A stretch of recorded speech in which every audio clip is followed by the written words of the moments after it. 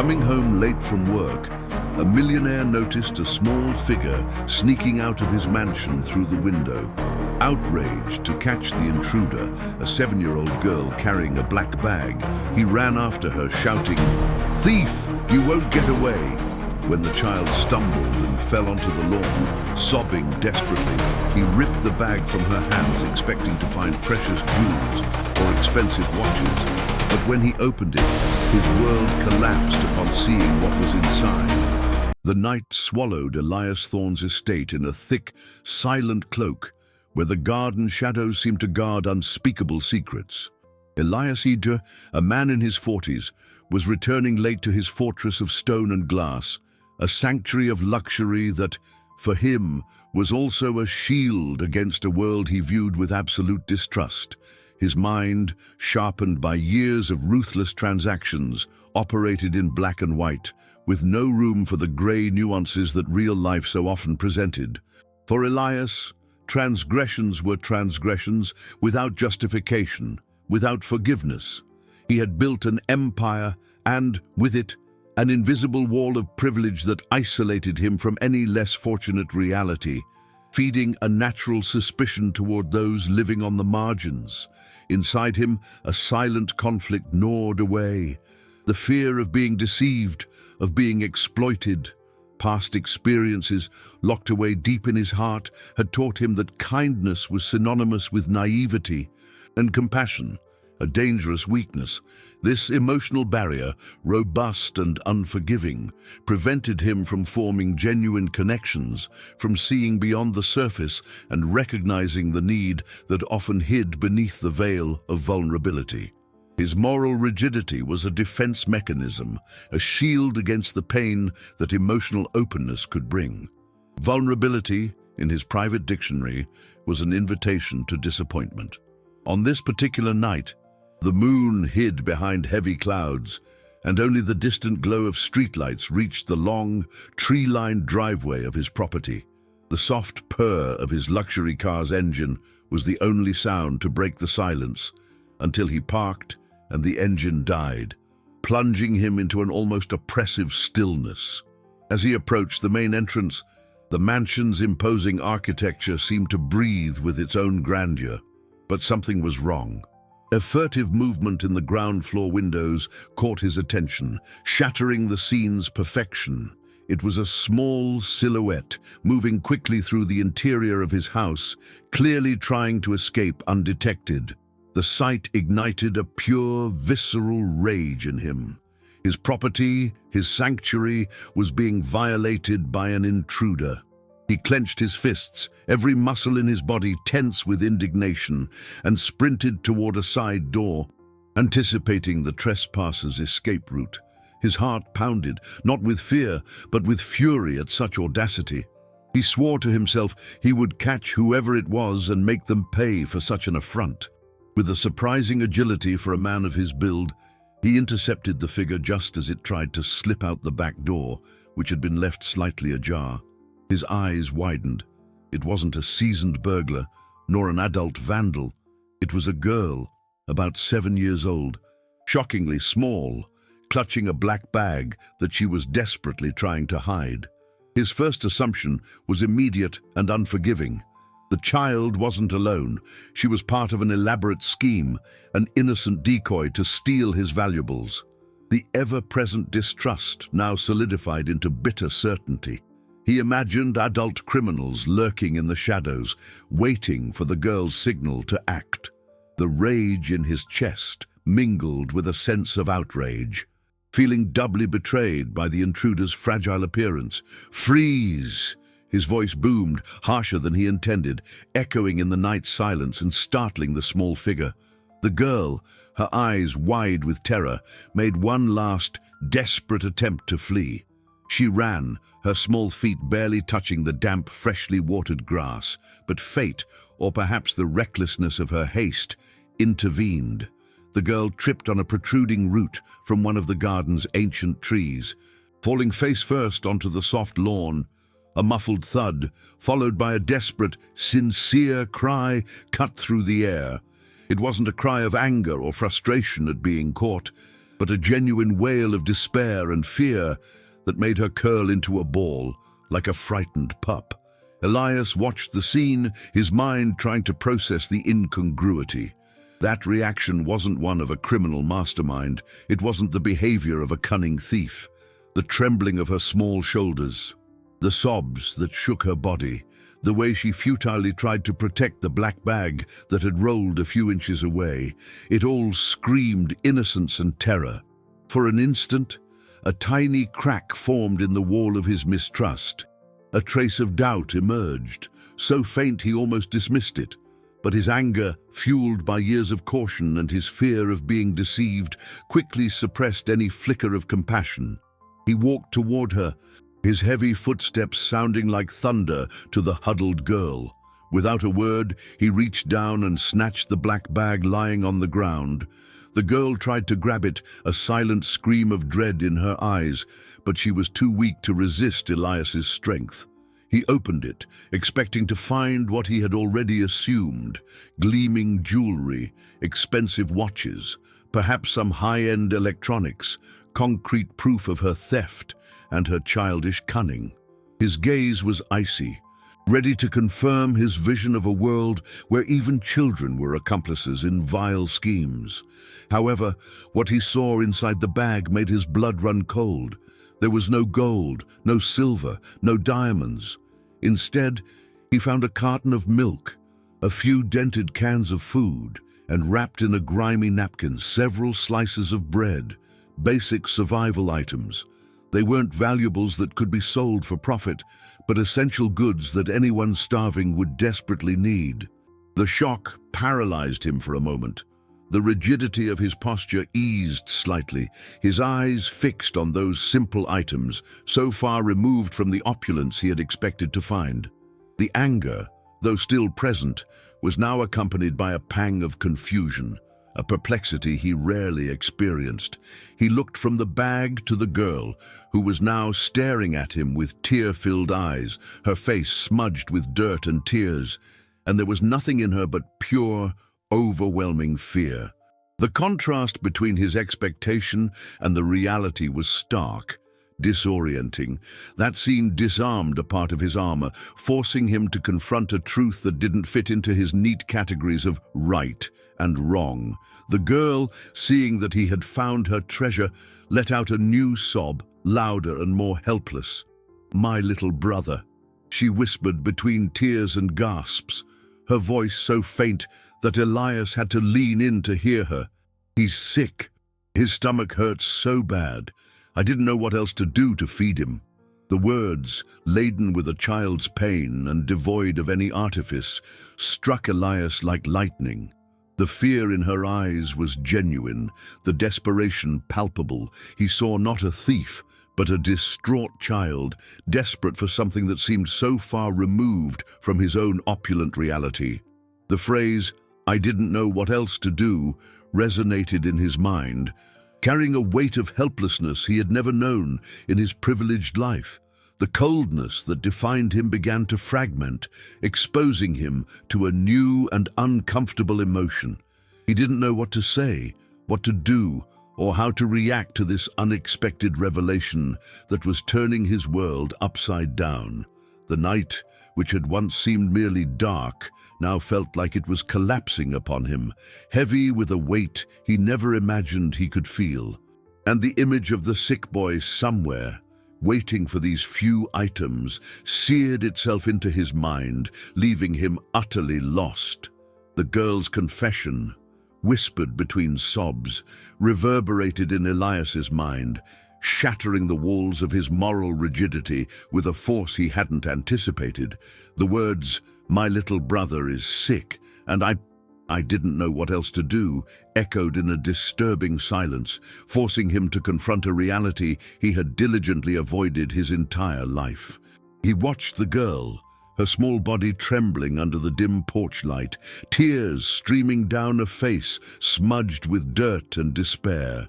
There was no artifice in her pain, only the pure, unquestionable anguish of a child pushed to the limit. The bag, with a few food items, now seemed like a testament to an abysmal poverty, a need that he, in his bubble of privilege, could barely conceive. A knot formed in his throat. The initial rage, so intense and justified in his mind, began to dissipate, replaced by a sense of unease, a mixture of guilt and shame that he refused to acknowledge. He, Elias Thorne, the man who had built an empire on cold logic and suspicion, was being disarmed by a hungry child. The image of the sick little brother, imagined somewhere, wasting away without food, made the need to act, somehow, feel urgent. He knew he couldn't just ignore what he had witnessed. Not now that the girl's words had painted such a vivid picture of suffering. With a heavy sigh that seemed to pull something from deep within him, he crouched down to the girl's level. His eyes, which had once gleamed with a cold fury, now held a hint of apprehension, an uncertainty he rarely allowed to show. Where is your little brother?" he asked, his voice a bit hoarse, trying to sound softer than usual, but still carrying the weight of his typical gravity. The girl looked up, her eyes still brimming with tears, and pointed with a trembling finger toward a distant direction, beyond the boundaries of Elias's property, into the dense shadows stretching toward the horizon. "In an abandoned shack," she whispered, her voice nearly inaudible, as if she feared the truth, spoken aloud, might dissolve. "On the edge of town." The revelation hit Elias like a new shockwave. An abandoned shack. Those words conjured images of desolation and misery, a brutal contrast to the opulent life he led. This wasn't just hunger, it was total abandonment, a precarious existence on the fringes of society, invisible to the world he inhabited. The guilt, once just a pang, now consumed him in a deeper, more uncomfortable way. He realized this was about more than just catching a thief. There was a whole life of struggle and despair behind this desperate act. The first major twist of that cold night unfolded before him, the realization that these children were living alone, without any protection, in a place where hope seemed to have evaporated. The tycoon, accustomed to dealing with numbers and profits, now faced a complex human equation, where the value of a life outweighed any asset on his financial reports. Elias felt a pull in his heart, a strange and unfamiliar sensation, almost like an alarm sounding in his chest. The moral rigidity that defined him was being tested in a way he had never imagined. He couldn't simply hand the girl over to the authorities. Something inside him refused to allow it. The image of the sick brother and the girl's desperate words created an urgency that overrode his usual logic. There was a thin, previously invisible line that stretched between his mansion and that abandoned shack, and he knew he could not ignore it. "Come on," Elias said, extending a hand to the girl, a gesture he rarely made, feeling awkward and clumsy. "Let's go see your brother." The girl hesitated, her large, fearful eyes still sizing him up, but the promise of help for her brother seemed stronger than her apprehension. She stood up, her small knees scraped, and took Elias's hand, which was large and strong but now seemed to carry a different weight, the weight of an unexpected responsibility. Elias felt the night's chill, mixed with the warmth of an emotion he couldn't name, an emotion pulling him out of his comfort zone and into an unknown, uncertain territory toward the darkness of that night, where the truth about these children's lives awaited, ready to turn his world completely upside down. The journey to the abandoned shack on the outskirts of the city was silent, punctuated only by the rustle of leaves under the tires of Elias's car and the occasional sobs from the girl, who he now knew was named Sophia. The luxury of the car's leather seats contrasted brutally with the image of misery Sophia had described, and the tycoon felt a growing discomfort in his chest, a feeling he couldn't shake. He had called his private driver to take them, trying to maintain a distance, a formality, but Sophia's small presence in his car, trembling slightly beside him, dismantled his usual composure. His eyes, always focused on charts and spreadsheets, now drifted into the darkness of the night, imagining what he would find. As they moved away from the city's bright lights and into a more desolate area, Elias realized the extent of the neglect that shrouded the lives of Sophia and her brother. The paved streets gave way to potholed dirt roads, flanked by overgrown brush and dilapidated structures. The landscape was an echo of abandonment, a silent testament to a part of the city society seemed to have forgotten.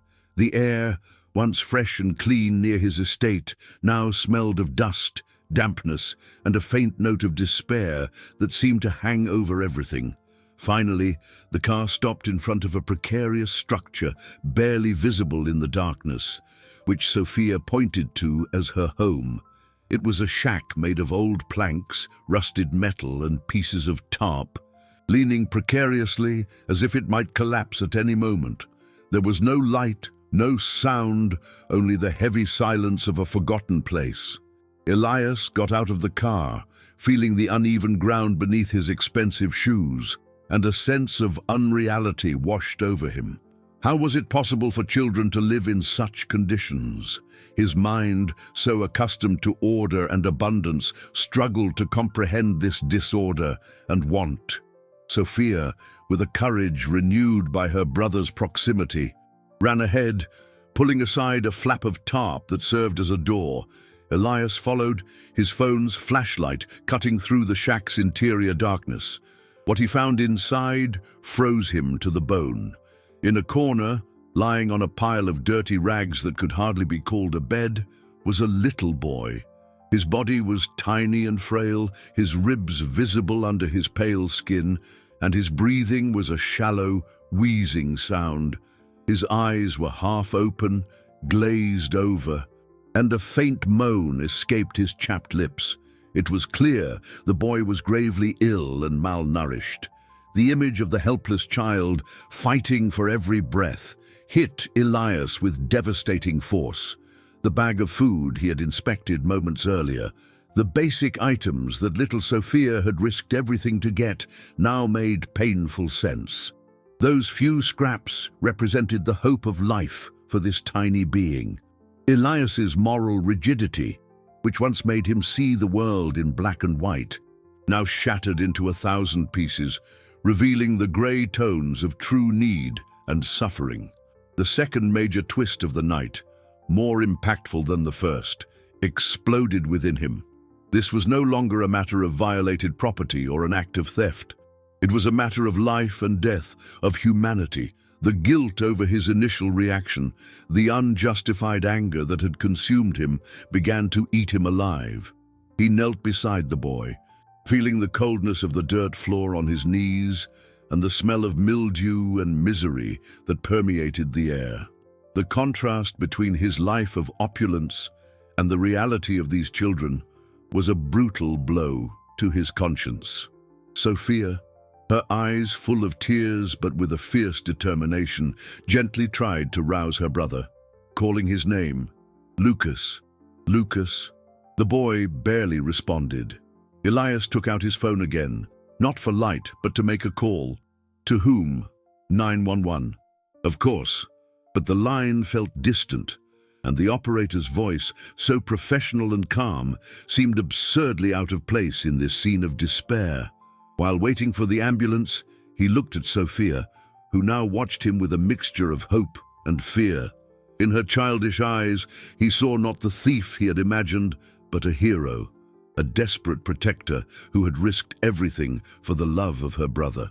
That moment, kneeling on the dirty floor of an abandoned shack, next to a dying boy and a terrified girl, marked an irrevocable turning point in Elias Thorne's life. The man who saw compassion as weakness felt an overwhelming wave of empathy, an emotion he had suppressed for years. He held Lucas's small, cold hand, feeling the faint, rapid pulse, and a silent promise formed in his heart. He would do whatever it took to help these children, to repair the injustice of a world that had forgotten them. The night was still dark, but a small sliver of light, the light of hope and redemption, was beginning to dawn for Elias. He knew that his life and his perception of what truly mattered would never be the same. The sound of the approaching ambulance siren, still distant, carried with it the promise of imminent change. The wail of the ambulance siren cut through the night silence, growing louder as it neared the shack. Elias, still holding Lucas's small, cold hand, he felt a relief mixed with a palpable urgency.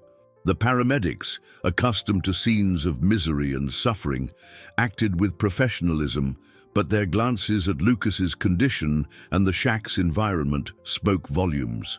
Elias explained the situation in a few words, omitting the theft incident, focusing solely on the boy's medical emergency.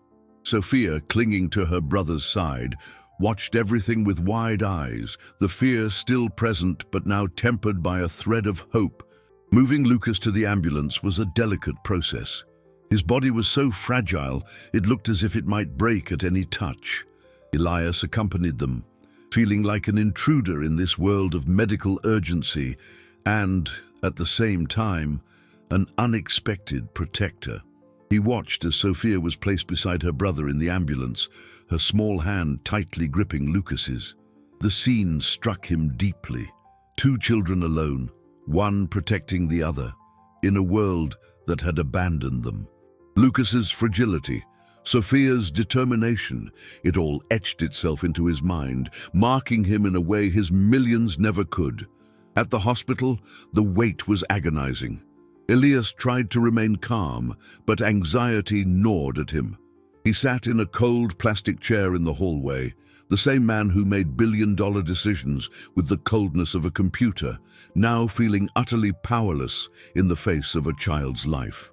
Sophia was in an adjacent room, undergoing some basic tests and being cared for by a kind nurse.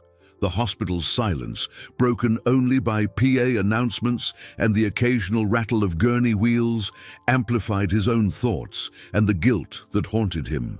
Hours later, a doctor approached him, his face weary but his tone serious. The boy, Lucas, is in critical condition from severe malnutrition, complicated by a serious gastrointestinal infection, the doctor explained.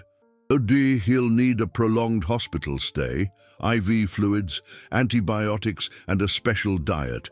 His recovery won't be quick or simple. It's a race against time, sir.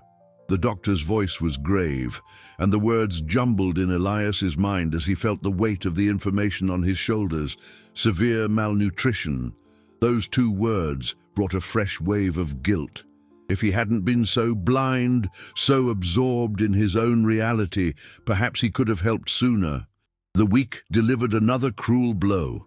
Lucas's treatment would be expensive and lengthy, requiring specialized care far beyond the means of anyone living in an abandoned shack. Elias knew that money, which for him was merely a tool to accumulate more power and comfort, now became a vital instrument for saving a life. He felt a surge of determination. Money he had in abundance. Now, what he needed was patience and a strength he didn't know he possessed. He would not hesitate to use every penny necessary. While waiting for more concrete news about Lucas, Elias asked to see Sophia. He found her sitting on a hospital bed, a little scared, but with a cup of hot chocolate in her hands. The nurse had given her some clean clothes, and she looked slightly less defeated. Elias sat beside her, noticing how she held the cup with both hands, as if it were a treasure. "Your brother is going to be okay," he said, his voice softer than ever, trying to convey a confidence he didn't fully feel himself. Sophia looked at him, her large, curious eyes, and for a moment Elias saw in her not just a frightened child, but a resilient soul, a little warrior. He realized there was more to discover about these children, something that went beyond the surface of what he had witnessed. He remembered the story the girl told in the garden, and a new piece of the puzzle began to fit. In that moment, amid the coldness of the hospital, Elias felt a connection he had never experienced, a connection that challenged all his previous beliefs and pushed him to find out more about Sophia and Lucas's life. He knew the journey was just beginning, and that his own transformation was intrinsically linked to the fate of these two children. He didn't know it yet, But the coming week would reveal even more painful truths about the life they had been forced to live, and about the very society that had abandoned them. The first week after the incident at Elias's estate turned into a whirlwind of hospital visits and conversations with social workers. Lucas, despite being under the best medical care Elias's money could buy, remained in critical condition. His small life hung by a thin thread, and each day was a battle against the malnutrition and infection that ravaged him. Elias spent hours in the pediatric ICU, watching the boy through the glass, feeling strangely connected to that fragile being. The image of the abandoned shack and Sophia's desperation blended in his mind, creating a new perspective on the world. Sophia, meanwhile, was in a private room at the hospital, cared for by attentive nurses and Elias's constant presence. He made an effort to talk to her, to understand her story, but the girl was cautious, her answers short and hesitant. It was clear that life had taught her to be wary, to protect herself from a world that seemed to have turned its back on her. Elias saw in her a mixture of fear and a surprising resilience, a quiet strength that both fascinated and moved him. He felt there was something deeper behind Sophia's silence, a guarded secret she wasn't yet ready to share. During one of these conversations, Elias asked Sophia about her family. The girl looked down, and her voice nearly vanished. "Our parents, they've been gone a long time," she whispered, and Elias felt a pang in his heart. No one was left to help us. It was just the two of us. This next revelation hit Elias with the force of a punch to the gut. The children had been orphans for months, surviving alone, one against the world. Sophia had taken on the responsibility of caring for Lucas, sacrificing her own childhood in the process. The discovery was devastating. This small creature, whom he had initially judged as a thief, was in fact a hero, a child carrying the weight of an entire family on her fragile shoulders. Sophia's pain was palpable, and Elias felt a profound sadness for her.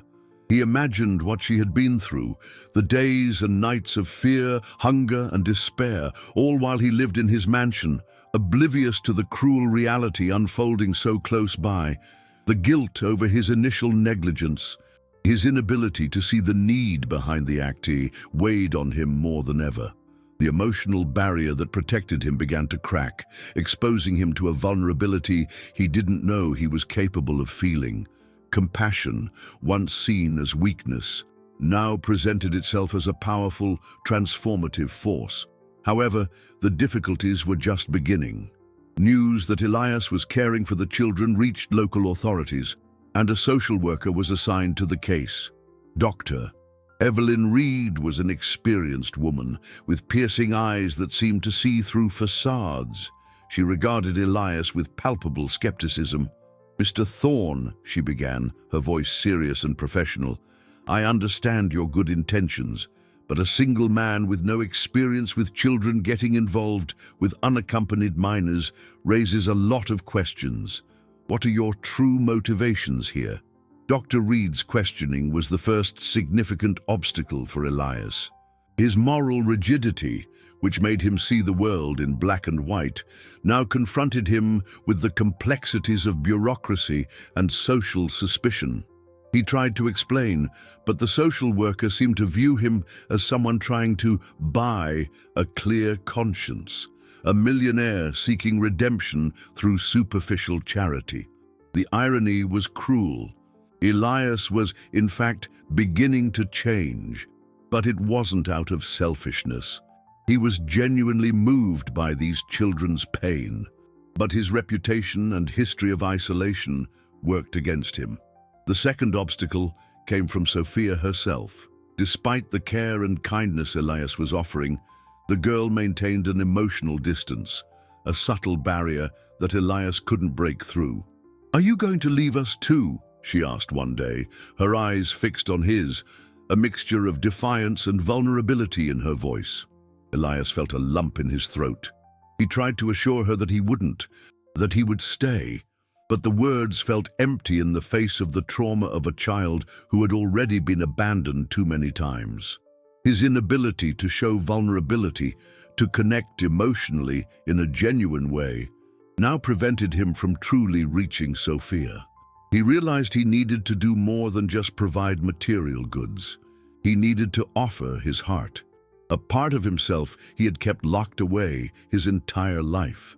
The journey to win Sophia's trust would be more challenging than any billion-dollar negotiation, and Elias knew his true test of humanity was just beginning. He found himself at a precipice where reason and logic were insufficient, and only the purest empathy could carry him forward.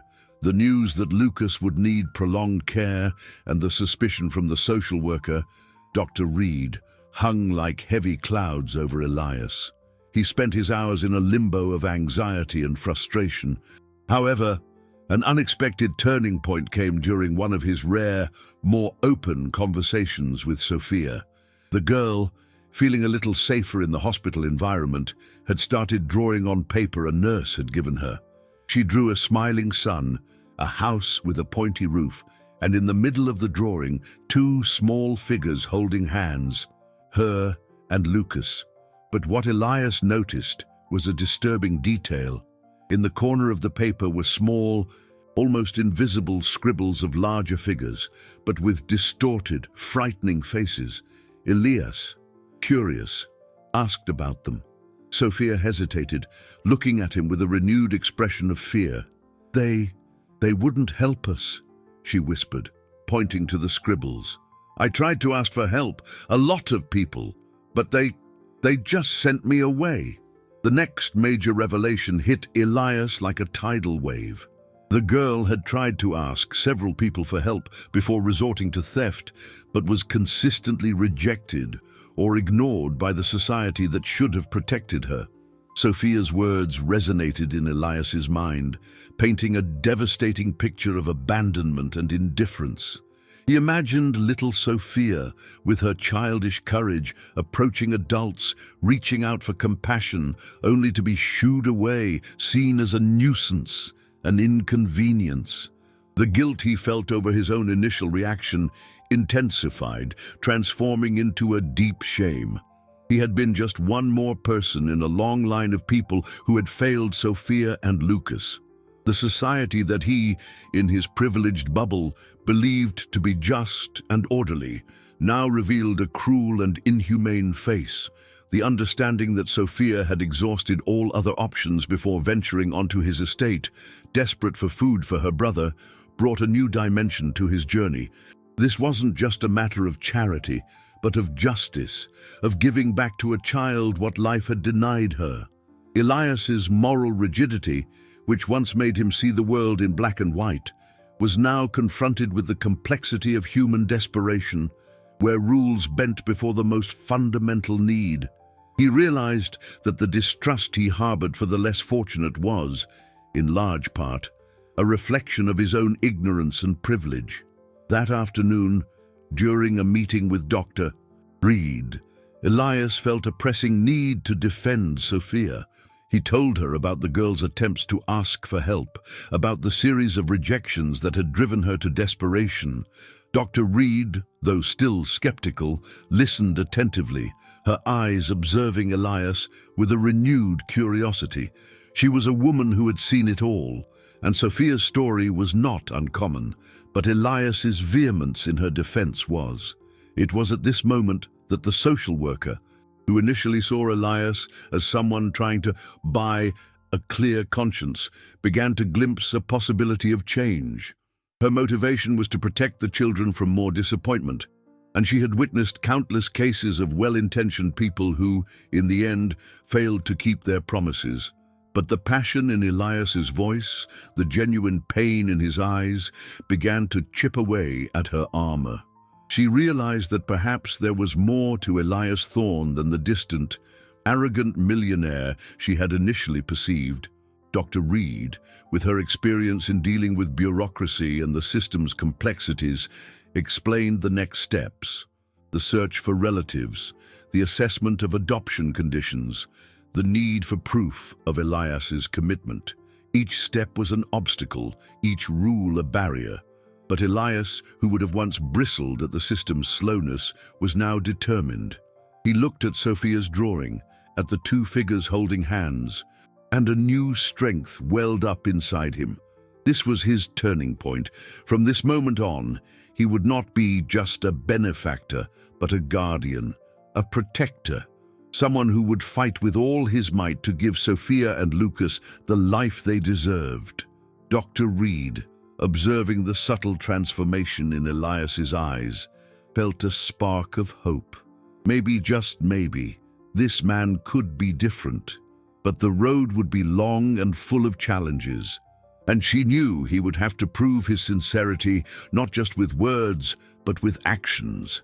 This was the beginning of a journey that would transform not only the children's lives, but also Elias's, revealing to him a humanity he had long denied and didn't even know he possessed. The revelation that Sophia had been rejected by so many people before, figuratively and literally landing on Elias's doorstep, weighed on his conscience like an immense burden. He saw society and himself in a harsher, more hopeless light than ever before. Dr. Reed, though still maintaining a professional and cautious demeanor, began to observe Elias with deeper interest, recognizing the genuineness of the pain in his eyes. She understood the path would be arduous and that Elias would have to prove his ability to be a guardian to the children. However, the legal and bureaucratic battle was just beginning. As Elias prepared to face the challenges posed by the system, a new and unexpected complication arose. One afternoon, while visiting Lucas at the hospital, who was showing slow but promising signs of recovery, Elias was approached by a disheveled-looking man and woman. They introduced themselves as Sophia and Lucas's aunt and uncle, distant relatives, who had conveniently only appeared now that the children were under the care of a millionaire. The next major twist unfolded in a cruel and calculated manner. The woman, who identified herself as Aunt Martha, and the man, her husband, Uncle Roger, claimed they wanted custody of the children, expressing a belated concern for their well-being. Their eyes, however, showed no affection, but rather a calculating glint that Elias recognized immediately. He had dealt with many opportunists in his career, and these two fit the profile perfectly. Their true intentions, Elias realized, involved the financial benefits they could receive from the government for caring for orphaned minors, and possibly a slice of the generosity Elias was showing. Dr. Reed, who was present in the waiting room, intervened with her calm authority. She listened to the relatives' claims with an impenetrable expression, asking pointed questions that revealed their lack of contact with the children in recent years. Elias felt a wave of anger rise within him. How could these people show up now with an interest so obviously motivated by money instead of genuine love? The distorted view of compassion as weakness came back to haunt him, but now he saw it not in himself, but in others. "We've always worried about them," said Aunt Martha, her voice syrupy, but her eyes fixed on Elias. "But life's hard, you know. We couldn't afford to go looking for them before." Uncle Roger nodded, adding, "Now that things are better, we want to give our niece and nephew a home. It's the right thing to do, isn't it?" Their words, full of cliches and devoid of emotion, sounded hollow in the hospital setting. Elias watched Sophia, who was nearby, shrink as she overheard the conversation. She looked at her aunt and uncle with an expression of dread and distrust, clinging to Elias's hand. The third obstacle for Elias materialized right there, the legal custody battle. The system's bureaucracy, already slow and inflexible, would now become even more complex with the intervention of these opportunistic relatives. Elias knew he would have to prove not only his ability to care for the children, but also that the aunt and uncle were unfit for custody. It was a legal battle that would require patience, resources, and above all, a passion he didn't know he possessed. The sight of little Sophia clinging to him, silently pleading for protection, ignited a fire in Elias that he hadn't felt in a long time.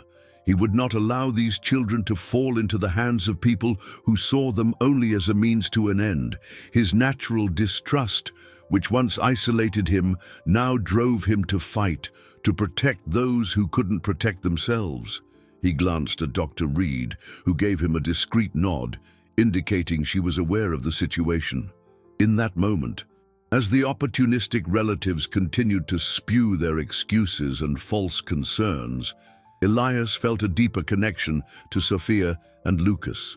He wasn't just a benefactor, he was a guardian. The moral rigidity that defined him was being replaced by a sense of justice and selflessness he never imagined possessing. The journey to give these children a safe and loving home would be long, and the fight against those who sought to exploit them would be exhausting. But Elias was ready. He knew their lives depended on his determination, and he would not fail. The custody battle was about to begin, and Elias was more than prepared for the challenge. The arrival of the opportunistic relatives introduced a layer of complexity and tension that Elias hadn't anticipated. The custody battle promised to be exhausting, but the sight of fear in Sophia's eyes as she looked at Aunt Martha and Uncle Roger solidified Elias's resolve. He would not allow these children to be returned to a life of exploitation and neglect.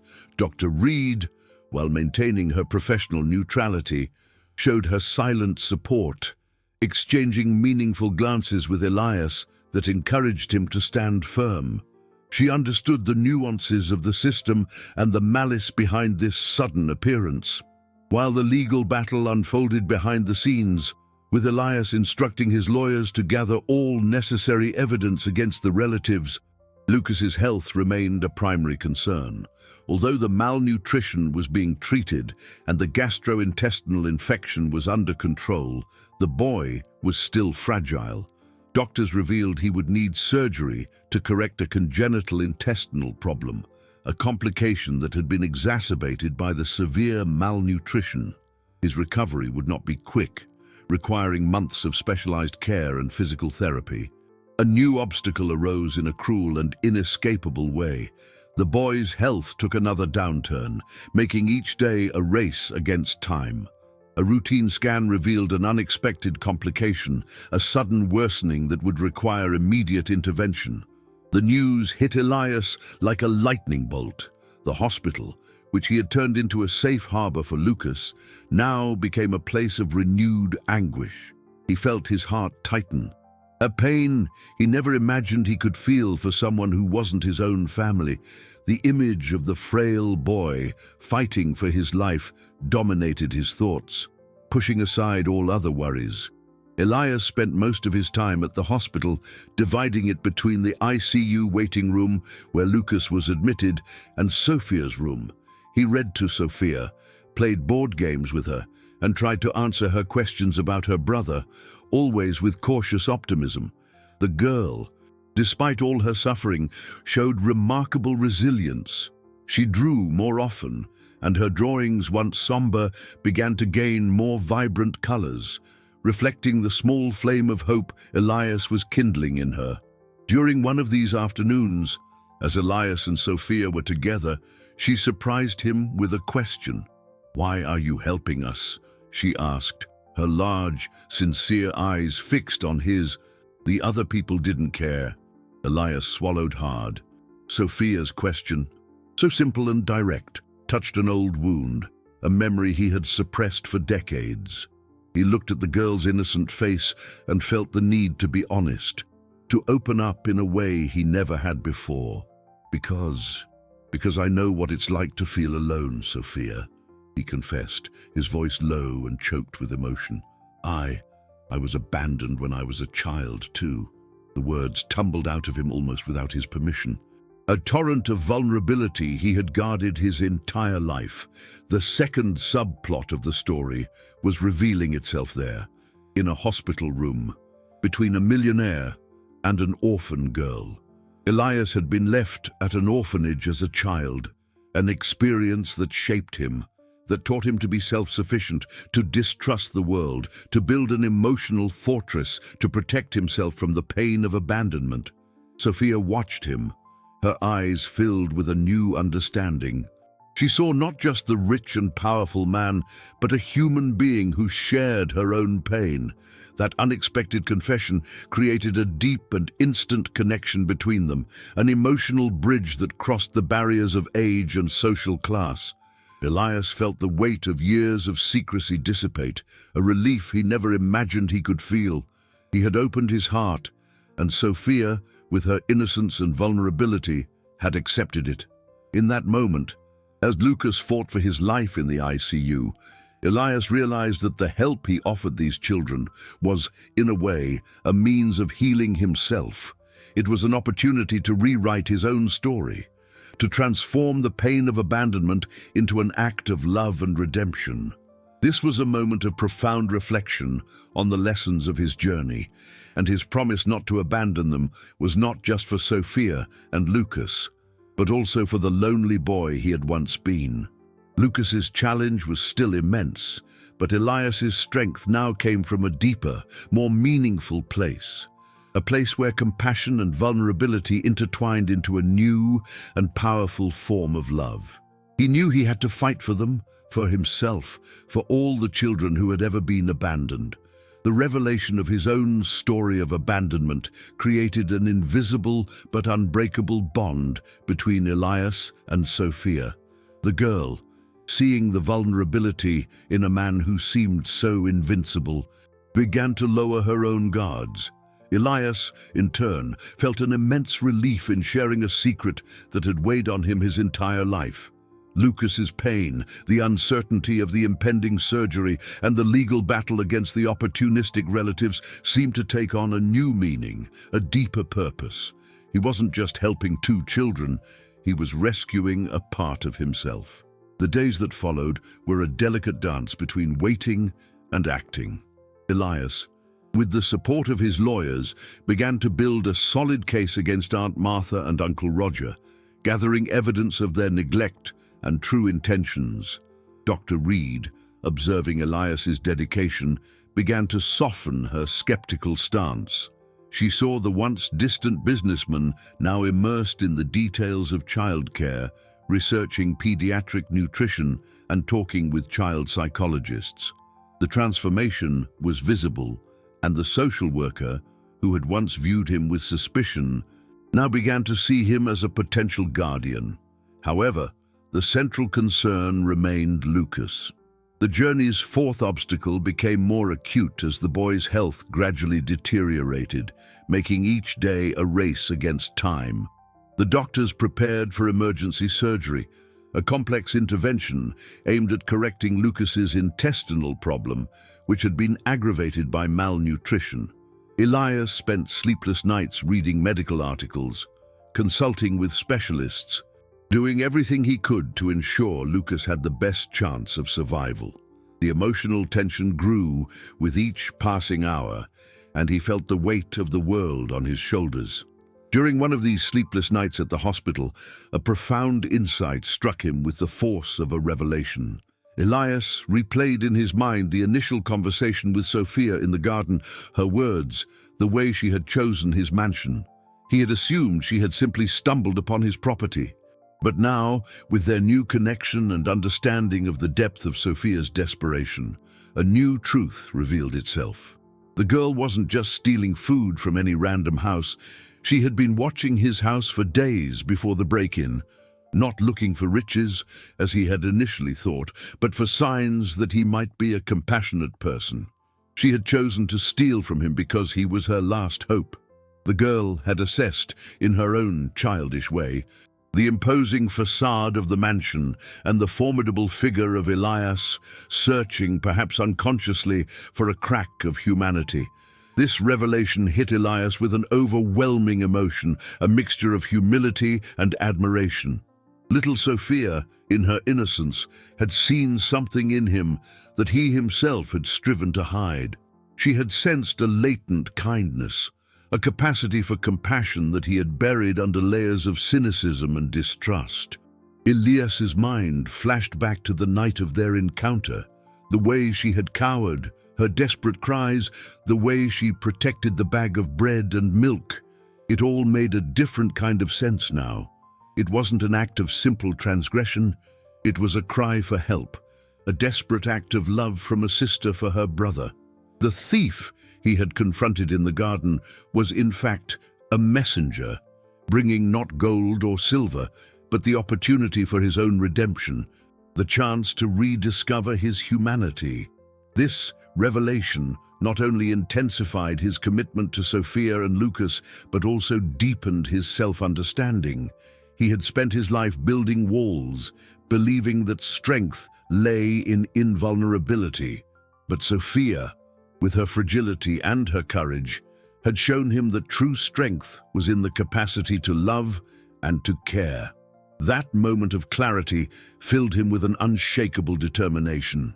He would fight for Lucas with every fiber of his being, not just as a benefactor, but as a father, as a protector of a family he had unexpectedly found. The surgery for Lucas was approaching, and with it, the story's emotional climax. Elias knew that the boy's fate and his own were about to be decided. The tension was palpable, and he braced himself for the most critical moment of his journey. The revelation that Sophia had chosen his estate as a last, desperate act of hope, after days of observation, hit Elias with a force that dismantled his final defenses. He saw himself not merely as a benefactor, but as the last hope for two children society had ignored. The moral rigidity, the distrust, the inability to show vulnerability, it all crumbled before the image of little Sophia, silently assessing him, searching for a sign of compassion in his imposing facade. The days leading up to Lucas's surgery were the most agonizing of Elias's life. He found himself torn between the hospital, where Lucas fought for his life, and meetings with lawyers and Dr. Reed, who were preparing the groundwork for the custody battle against the opportunistic relatives. The social worker, now fully convinced of Elias's sincerity, became a crucial ally, guiding him through the system's complexity and attesting to his dedication. Her presence became a pillar of support for Elias, who felt the weight of responsibility on his shoulders. The story's emotional climax was imminent. Lucas needed emergency surgery, a delicate and risky intervention. The medical team prepared for the procedure, and Elias felt time slipping through his fingers, each minute an eternity. He felt the overwhelming vulnerability he had suppressed his entire life, now raw and exposed. There was no more room for distance, for coldness. There was only the fear of loss, the hope of salvation, and the love he had unexpectedly found for these two children. On the morning of the surgery, Elias sat beside Sophia, who was pale and silent, her large eyes fixed on the operating room door. He held her small hand, squeezing it with a tenderness he didn't know he possessed. "He's going to be okay, Sophia," Elias whispered, trying to pass on a strength he barely felt himself. "The doctors are the best. He's strong." But his words felt weak in the face of the situation's gravity. Both of them, the sister and the millionaire, faced the possibility of losing Lucas. That moment of maximum vulnerability, of absolute uncertainty, was the point where all of Elias's emotional barriers finally broke. He allowed himself to feel the fear, the pain, the hope, all at once. He remembered the abandoned boy he had been, alone and scared. And he realized he didn't want Sophia and Lucas to go through the same.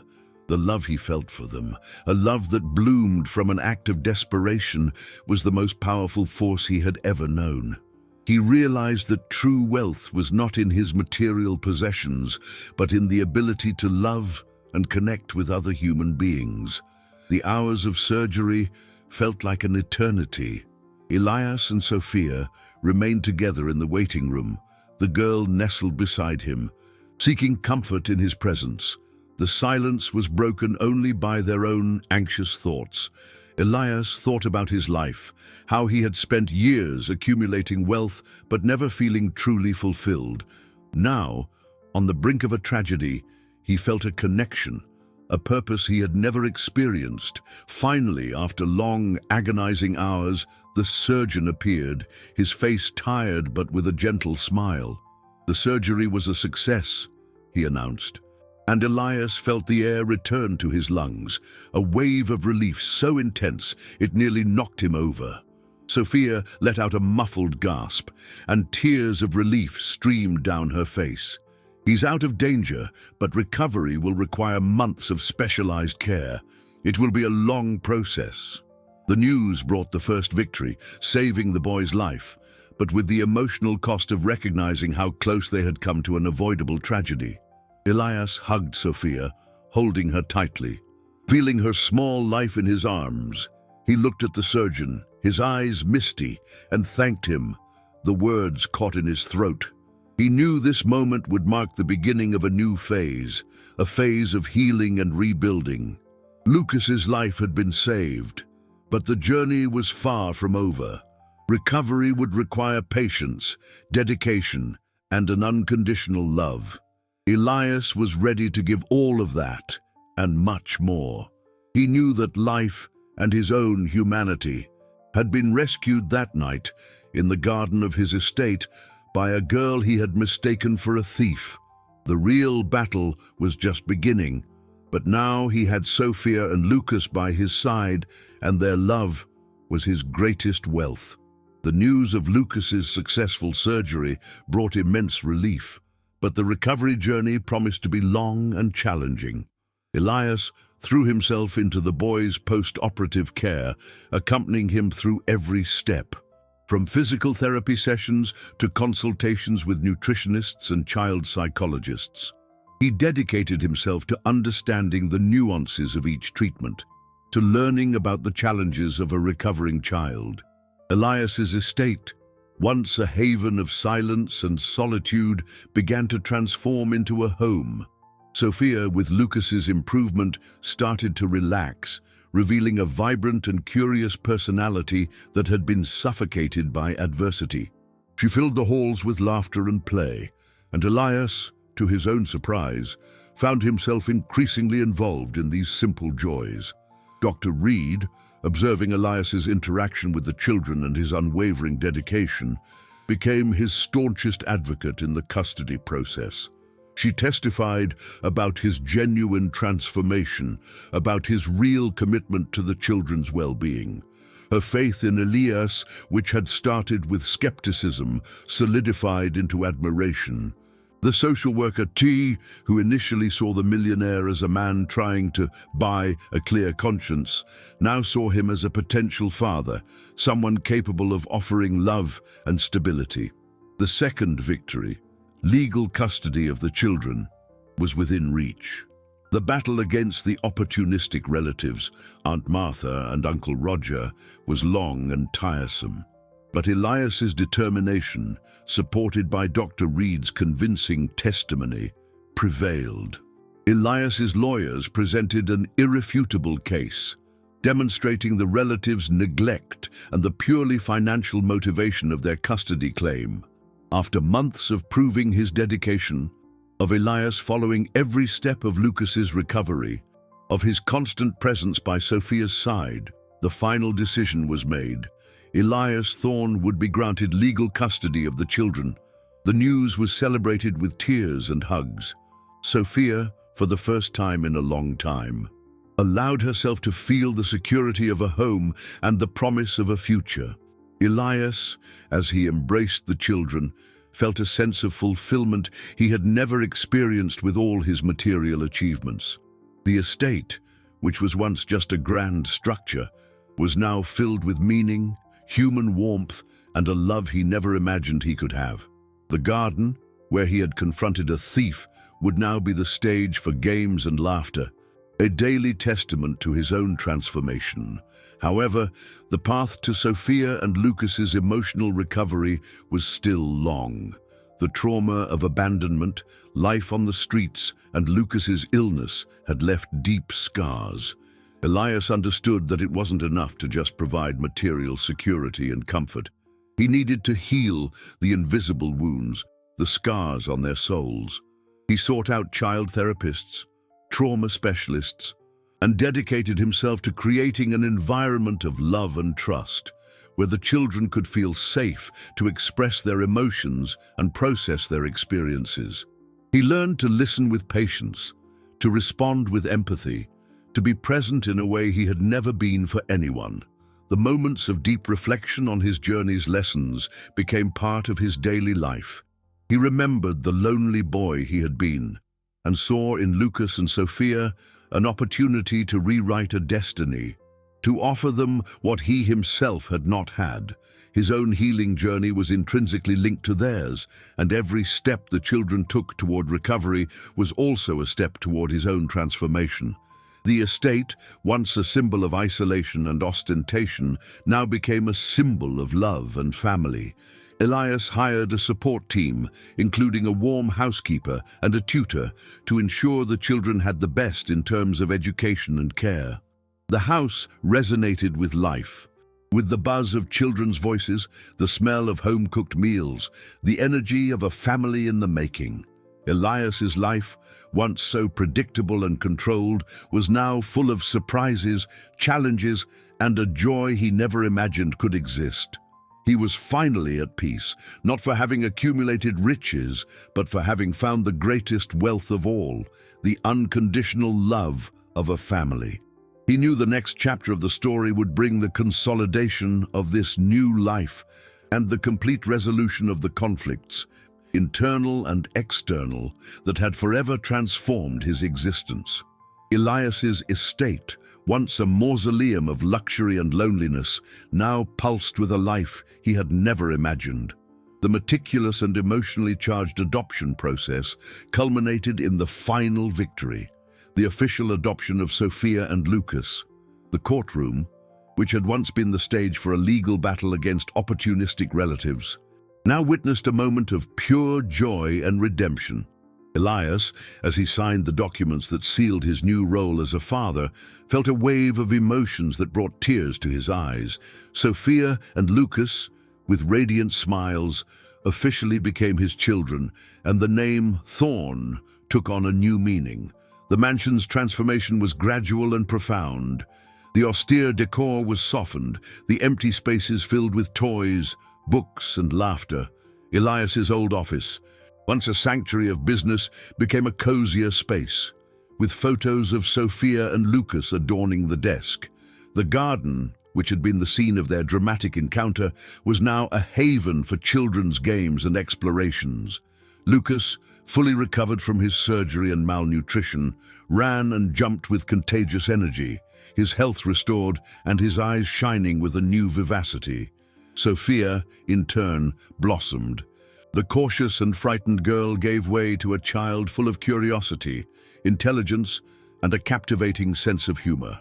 She read voraciously, asked insightful questions, and reveled in the security and affection that life had long denied her.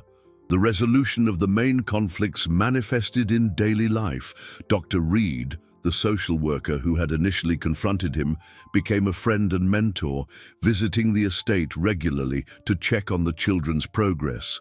She saw in Elias not just a father, but an example of how compassion and dedication could transform lives. The opportunistic relatives, Aunt Martha and Uncle Roger, vanished from the children's lives, their attempts at exploitation thwarted by Elias's determination and the intervention of justice. The bureaucratic system, though slow, had ultimately fulfilled its role, ensuring a safe home for Sophia and Lucas. For Elias, the greatest transformation was internal. The moral rigidity that made him see the world in black and white was replaced by a deeper, more nuanced understanding of life. He learned that kindness was not naivety and that compassion was not weakness. On the contrary, they were the greatest strengths one could possess. His natural distrust of the less fortunate gave way to genuine empathy, and he became a tireless advocate for social causes, dedicating part of his fortune and his time to helping other vulnerable children. He established a foundation in Sophia and Lucas's name, aiming to provide education, healthcare, and a safe home for orphans. His inability to show vulnerability was overcome by his unconditional love for Sophia and Lucas. He learned to express his feelings, to share his own pains and joys, to be emotionally present. The image of the abandoned boy he had been faded away, replaced by the image of a loving and protective father. He found a purpose in fatherhood that surpassed all his business achievements. The resolution of his emotional conflicts was satisfying and realistic. He didn't become a perfect man overnight, but a man in constant evolution, learning and growing with his children every day. The arc of suffering and overcoming had reached its emotional resolution. Elias, Sophia, and Lucas were a family, united not by blood, but by love, resilience, and the capacity for redemption. The mansion, which once represented only status, was now the epicenter of a life rich in affection, laughter, and the promise of a bright future. Elias had found true wealth, not in the vaults of his empire, but in the hearts of his children, and in the ability to share and surrender to love.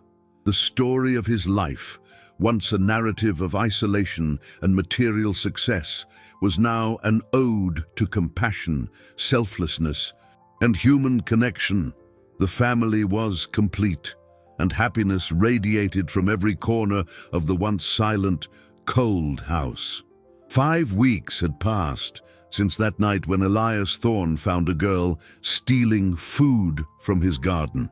5 weeks that had transformed a life of isolation and rigidity into a journey of love, redemption, and purpose.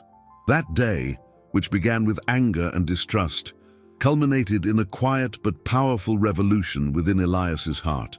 The man who saw the world in black and white now saw the vibrant nuances of compassion and human connection. On this day, the golden afternoon sun bathed the estate in a soft warmth, and the garden, once a scene of confrontation, now resonated with the sweetest melody Elias had ever heard, the laughter of Sophia and Lucas. Lucas, fully recovered, was playing hide-and-seek among the trees, his infectious laugh echoing across the lawn. Sophia, sitting on a garden bench, was reading a book of fairy tales, her mind absorbed in the adventures of princesses and dragons, finally able to just be a child. The image was a balm to Elias's soul, a daily reminder of the miracle that had occurred. The dining table in the mansion, once set for one, was now set for 3, with the housekeeper, Mrs. Davis, completing the scene, her quiet, caring presence adding a touch of warmth. The simple but delicious food, prepared with love, was shared amidst laughter and lively conversation. Lucas, with his bright eyes, told them about his imaginary adventure with a fearless knight, and Sophia, with a gentle smile, added details from her own story. Elias watched them, his heart overflowing with a happiness he had never imagined possible. He found himself remembering that fateful night, the darkness, the small silhouette, the black bag full of bread and milk, the anger he had felt, the hasty judgment. How blind he had been, how limited his understanding of the world was. Now, every laugh from Lucas, every tight hug from Sophia, every dad spoken with affection were reminders that the greatest treasures were not in vaults or stocks, but in hearts. The estate, once a fortress of material possessions, had transformed into a home of unconditional love, laughter, and a family he had unexpectedly found. Elias, the millionaire once defined by his moral rigidity and distrust, had become a man who found his true wealth in altruism and human connection. He learned that compassion was not a weakness, but a strength that could move mountains and heal wounds. His life, once devoid of genuine emotion, was now filled with purpose and a love that made him whole.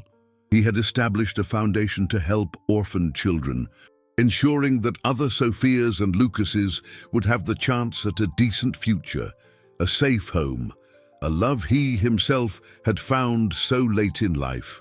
At the end of that dinner, as Sophia and Lucas went up to their rooms, lulled by the stories Elias told, He lingered for a moment in the living room. The garden, now illuminated by the soft moonlight, seemed to whisper secrets of gratitude and hope. The trees, the flowers, the small paths, everything seemed to have a new life, a new story to tell. Elias smiled. He had searched his whole life for something to fulfill him, something to give him purpose, and he had found it in an unexpected place, disguised as an act he had initially judged as a transgression. That moment of unexpected transformation, of a satisfying conclusion, was the culmination of a journey that had led him from darkness to light, from isolation to love. He had learned that sometimes the greatest treasures come disguised as thieves in the night, carrying not gold or silver, but the opportunity to discover who we really are when our humanity is put to the test.